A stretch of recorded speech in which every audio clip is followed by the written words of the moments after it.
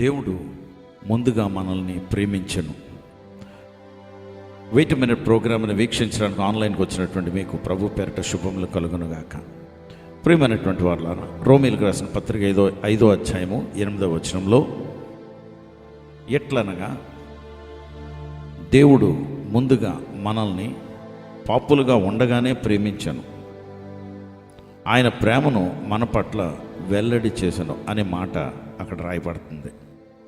అయితే మనం పాపులుగా ఉండగానే ఆయన మనల్ని ప్రేమించను. పాపులుగా ఉండగానే, నేను పాపిగా పుట్టింది 1956 సంవత్సరం, ఆయన చనిపోయింది రఫ్గా 1975 సంవత్సరాల క్రితం అనుకుందాం రఫ్గా. అయితే ఆయన ఎప్పుడో చనిపోయాడు, నేనేమో 1956 సంవత్సరంలో పుట్టాను. అంటే ఆయన చనిపోయిన రఫ్గా 1920 సంవత్సరాలకు పుట్టాను అనుకుందాం. అంటే ముందుగా ఆయన చనిపోవడం ఏంటి, ముందుగా నన్ను ప్రేమించడం ఏంటి, నేను పాపిగా ఉండగానే ఆయన అప్పుడు చనిపోవడం ఏంటి కదండి.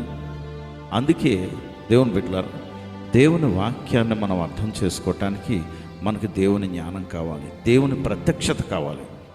దేవుడు నిత్యత్వంలో ఉన్నవాడు, ఆయనకి కాలాలు సమయాలు ఒకే రీతిగా ఉంటాయి. నిన్న నేడు నిరంతరం ఏకరీతిగా ఉన్నవాడు.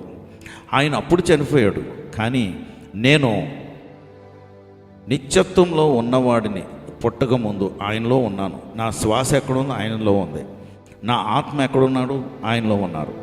కనుక నేను పుట్టిన తర్వాత పాపిగా పుడుతున్నాను కనుక ఆయన ముందుగానే నా కొరకు చనిపోయాడు. Okay, number 1.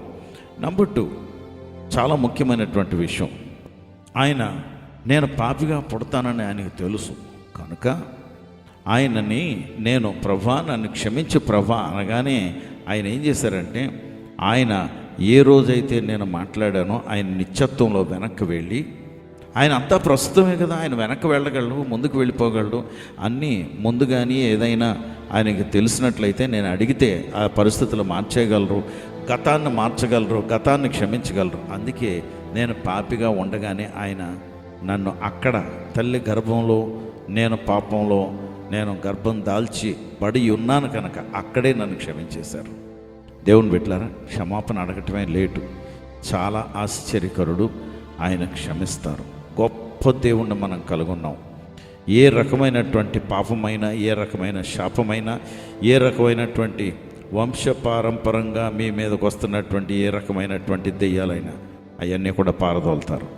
ఎవరో సాధారణంగా మీరు డాక్టర్ దగ్గరికి వెళ్తే డాక్టర్లు ఏమంటారంటే, మీ నాన్నగారికి వచ్చిందా, మీ అమ్మగారికి వచ్చిందా, మీ అమ్మగారు తరఫు వారికి వచ్చిందా, మీ నాన్నగారు తరఫు వారికి జబ్బు ఉందా అని అడుగుతారు.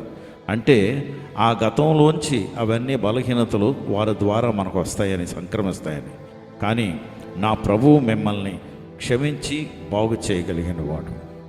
ఎందుకంటే మనము పాపులుగా ఉండగానే ఆయన మన కొరకు చనిపోయాడు.